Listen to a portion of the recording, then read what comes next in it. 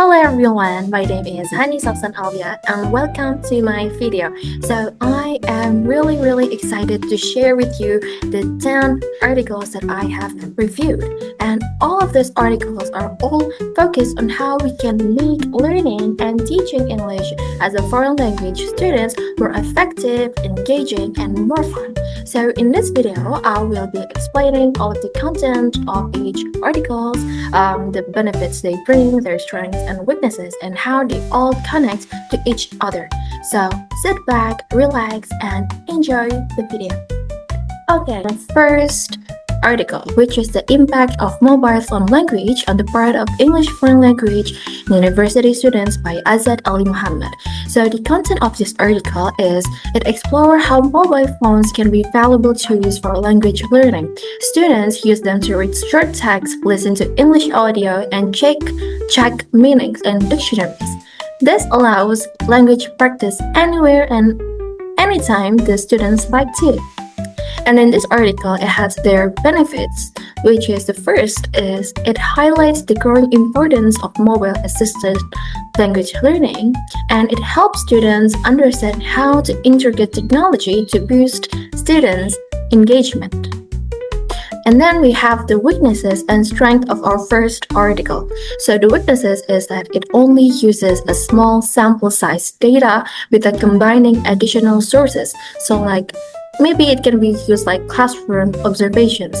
But other than that, it has its own strength where its structure is clear, practical relevance, and has direct implication for mobile phone language learning. Okay, move on to our second article. So it is Motivation and learning English as a foreign language, a qualitative study by Fandino, Munoz, and Finlandia. So in this article, it looks into what motivates students in online English learning. It highlights that students often rely on extrinsic motivation like grades, teacher feedback, and course design, rather than their own inner passion. So in this article, it has its own benefits, which is it shows how motivation affects online English learning. And second, it helps teachers design better e-learning experiences that keep students motivated. And for the weaknesses of this article is it has many drawbacks. It includes a small sample size where it only has 19 students and only Columbia-specific findings. And it also has unequal gender, which is mostly represented by women. But other than that, it has strength where it has comprehensive interviewing data, practical implications for online English education, and uses table for results. How convenient, right? Next, we have our third article, which is Exploring EFL Writing Teaching Through the Integrated Skills Approach, a case study in the Saudi context by Alya and Al-Zahi. So in this article, it focuses on the integrated skills approach, which is combining reading, listening, and speaking when teaching writing. It argues that this holistic methods help students express themselves better in writing. So the benefits of this article is first, it provides insight into how combining different language skills can improve writing instruction. Second, it offers practical ideas for teachers to enhance classroom learning. And for the weaknesses and strength, for weaknesses, it has only includes 4 participants and focus only one institution, which can limit the findings' applicability to more extensive EFL situation. But other than that, it has its own strength, where it has a clear pedagogical implication, so it has practical applications and consequences of educational research, theories, or findings for teaching and learning.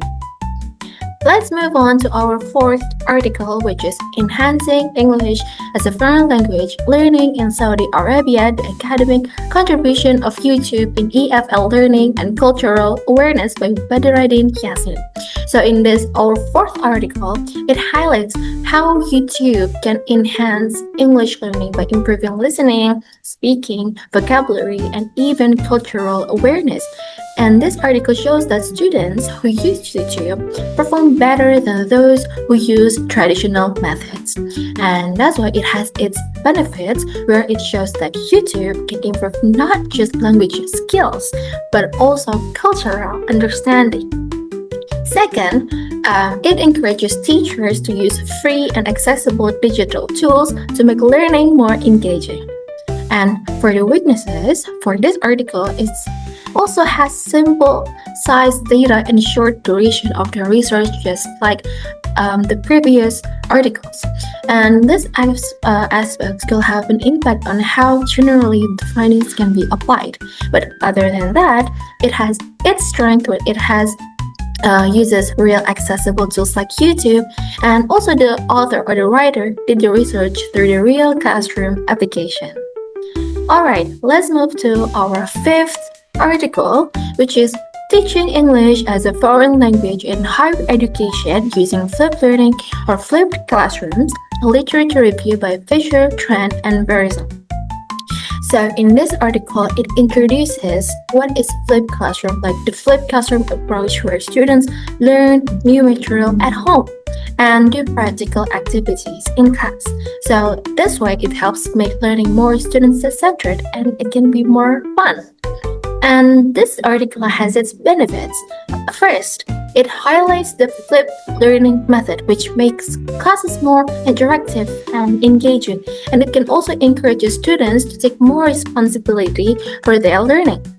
Second, it offers a new way for teachers to organize their lessons using technology, so it can be really interactive and engaging, right? Then we have the weaknesses for this article. So the weaknesses is that it has weak and inconsistent study designs in the reviewed studies. It also has no solid evidence yet of improved language proficiency. But other than that, it has its strength where it reviews many studies, about 40 studies that they reviewed. It also uses strong systematic analysis and can be very useful for teachers seeking for new methods.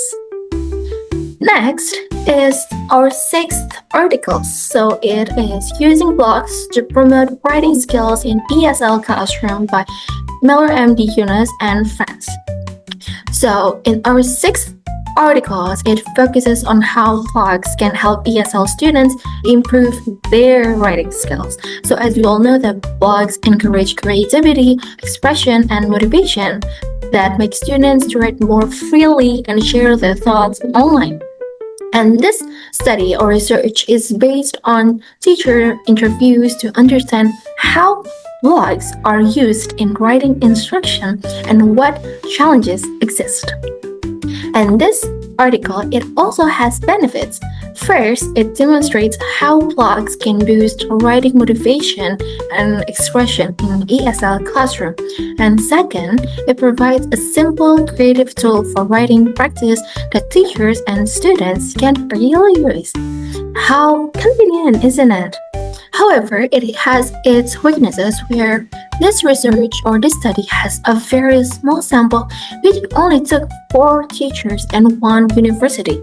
And in this research, some students lack digital skills.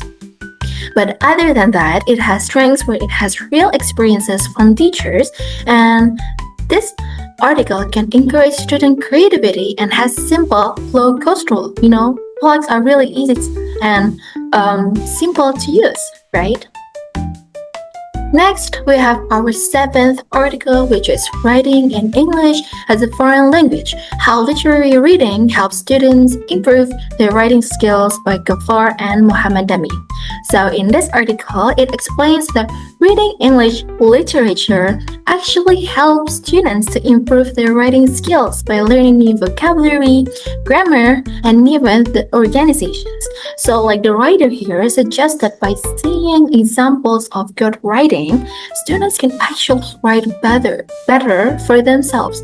Therefore, this article has its benefits. So first, it highlights how reading literature can help students write better. Second, it encourages teachers to use reading as a tool to improve writing. But it has its weaknesses in this research, where it has no new data or real classroom research, so it's only based on theory, so it's theoretical. Other than that, it has its own strength, where it has well supported with previous research and highlights all the connection between reading and writing. Then we have our eighth article. In this, the title is The Challenges of International EFL Students to Learn English in a Non-English Speaking Country by Hibatullah. So in this article, it discusses the challenges that is faced by international EFL students in learning English in a non-English speaking environment. The study looks at problems like speaking, writing, vocabulary, and motivations, and how students overcome them through self-study, discussions, and media. So this article has its benefits, but first, it raises awareness of the challenges faced by international students in non-English environments. Second, it provides useful techniques like peer discussions and medias to language learning. Do you guys aware of this, or like maybe some of you feel like this? But in this article, it has its weaknesses because it has very small sample. They only use 2 students were examined, which means the results cannot be generalized. But other than that, it has its strengths where it provides real and genuine students' perspective for this research. Then, next, move on to the 9th article. The title is How EFL University Students Understand the Pronunciation of Adjectives Ending in ED by Jean-Pierre Jimenez. So in this article, it focuses on the difficulty EFL students face when pronouncing adjective ending in ED. It examines whether students can correctly apply pronunciation rules like TD or ED through a multiple choice test. In this article, it gives benefits where it draws attention to pronunciation issues that are often overlooked in teaching. Second, it offers practical advice for focusing on small but important pronunciation points. In this article, it has weaknesses where this research was done in one university only, and the result might not apply to many EFL students. But other than that, it has its own strength where it examines the common pronunciation problem which is often ignored. It is also used charts for the results. If you have pronunciation problem, maybe you can read this article. And for our last article, our 10th article is a review of studies on blended learning in EFL environment by Firat Altay and Aysel Altay. So in this article, it reviews previous studies on blended learning, which combine online and face-to-face learning in EFL settings. So it shows that blended learning can boost motivation, engagement, and language skills, but also faces challenges like teacher readiness and technical issues. So in this article, it has benefits where it introduces blended learning as a flexible and modern teaching approach. And second, it suggests that combining online and classroom learning or face-to-face learning can improve student outcomes. And in this article, it has weaknesses where it only uses a limited number of studies reviewed, which can actually affect the result not to be generalized. But other than that, it has strengths where in this article, it has a clear thesis of this research where it shows not only benefits but also challenges in implementing blended learning in EFL.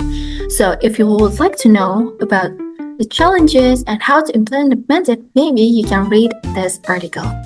So those all are the contents, benefits, strengths, and weaknesses of all 10 articles. So what are the interconnection of all those articles?